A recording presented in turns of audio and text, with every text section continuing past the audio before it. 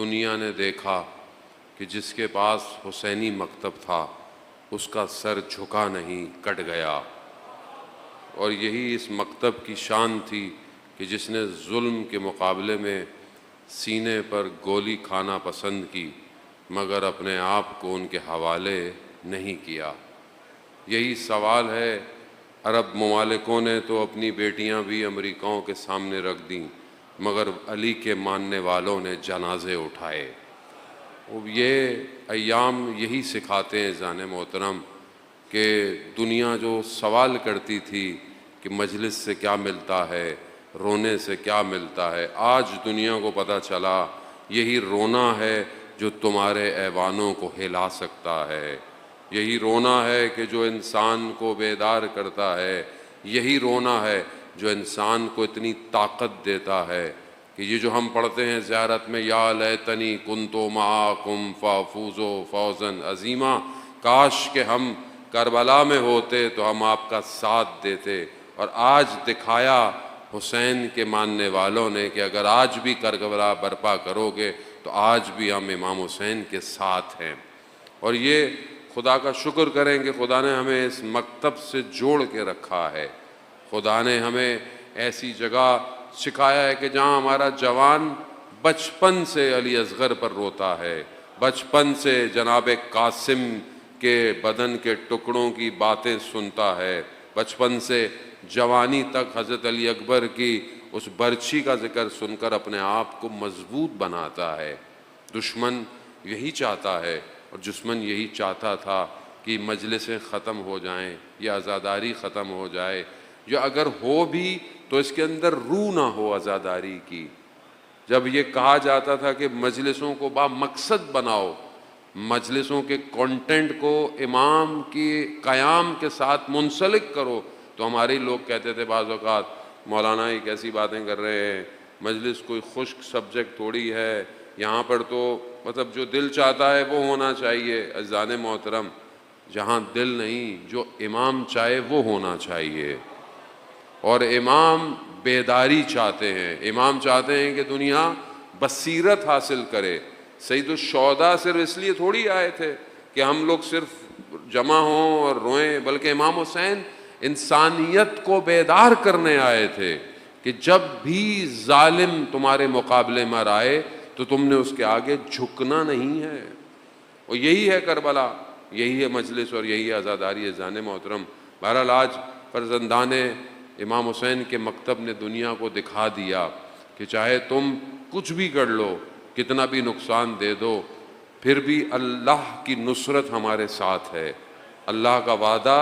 ہمارے ساتھ ہے، اور اللہ نے 12 کے صدقے میں 12 دنوں میں کامیابی عطا کی ہے۔ تو یہی وجہ ہے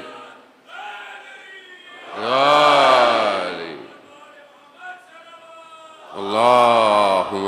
صلی علی محمد۔ تو عزیزان محترم، ہو سکتا ہے آپ نے کبھی زندگی میں جنگ کو محسوس نہ کیا ہو، جنگ کو اس طرح دیکھا نہ ہو، میڈیا پہ دیکھنا کچھ اور ہوتا ہے، خود جگہ پہ ہونا کچھ اور ہوتا ہے، انسان بہت قریب سے چیزوں کو محسوس کرتا ہے۔ یہ بہرحال توفیق الہی، 10-12 دن ہمیں بھی ہوئی کہ ہم بھی بہرحال ایسی جگہ پہ رہے کہ ہم نے اپنے سامنے ان ساری چیزوں کو دیکھا۔ جو دل میں تھوڑی بہت دنیا کی محبت تھی اللہ نے صاف کر دی کہ حادثوں میں مرنے سے بہتر ہے انسان دشمن کے میزائلوں سے مر جائے، وہ بھی انسان کم از کم شہادت کے درجے پہ تو جائے گا۔ اب یہ بیداری مہم ہے عزیزان محترم، اس کو ضرورت یہ ہے کہ یہ 1-2 دن میں نہیں آتی، یہاں پر سالوں تربیت بنانی پڑتی ہے۔ آج اگر ہم امام حسین علیہ السلام کے لیے جمع ہوتے ہیں، اصل مقصد یہاں سے اٹھ کر امام کی نصرت کرنا ہے کہ جب امام ظہور فرمائیں گے تو اس کے لیے ہم نے کتنی تیاری کی ہے، اس کے لیے ہم کتنے تیار ہیں۔ یہ مجلس اصل میں وہی ہے، درسگاہ ہے۔ جب انسان امن میں ہوتا ہے تو اسے جنگ کی تیاری کرنی پڑتی ہے، جنگ میں رہتے ہوئے انسان تیاری نہیں کر سکتا۔ آج ہم لوگ امنیت کے اندر ہیں، آج ہم لوگ بہرحال مشکلات ہیں، فائنینشیل مشکلات ہیں، سوشل پرابلم ہے، دنیا کی بہرحال ہر ملک کے اندر اپنی ایشوز ہیں، لیکن بہرحال ظاہری طور پر امن کے اندر ہے۔ امن کے اندر انسان اپنے آپ کو مضبوط بناتا ہے، اور جو سب سے زیادہ چیز امپورٹنٹ ہے وہ انسان کا ایمان ہے۔ اگر ایمان مضبوط ہے تو انسان تنہا بھی لشکر بن سکتا ہے، اور اگر انسان با ایمان نہیں ہے، کمزور ہے، لاکھوں کا لشکر بھی وقت کے امام کو چھوڑ کے جا سکتا ہے۔ آپ کے سامنے تاریخ عبرت سے بھری پڑی ہے، کیسے کیسے لوگ تھے کہ جنہوں نے اپنے وقت کے اماموں کو تنہا چھوڑ دیا، لیکن وہیں پر آپ کے سامنے پہلی محرم میں آپ مصائب بھی جو ہے وہ خدا توفیق دے کہ بہرحال ہم جناب مسلم کے پڑھتے ہیں۔ آپ دیکھیں نا کہ کتنے لوگ تھے حضرت مسلم کے ساتھ، ہزاروں کی تعداد تھی، 17,000 12,000 تو لوگوں نے خط لکھے ہوئے تھے، لیکن سب چھوڑ گئے، مسلم اکیلا رہ گیا۔ مگر ایمان کی طاقت تھی کہ جس نے اکیلا بھی مسلم کو ایک لشکر بنا دیا، کہ جس کی وجہ سے امام نے روز عاشورہ جب سب چلے گئے، جب امام نے اپنی تلوار پر ہاتھ رکھا، گھٹنے امام کے زمین پر تھے، امام نے دائیں دیکھا بائیں دیکھا، سب سے پہلے جناب مسلم کو یاد کیا، اینا اینا مسلم، مسلم کہاں ہو؟ وہ یہ بتاتا ہے کہ انسان کوئی فرق نہیں ہوتا کہ انسان اکیلا ہو یا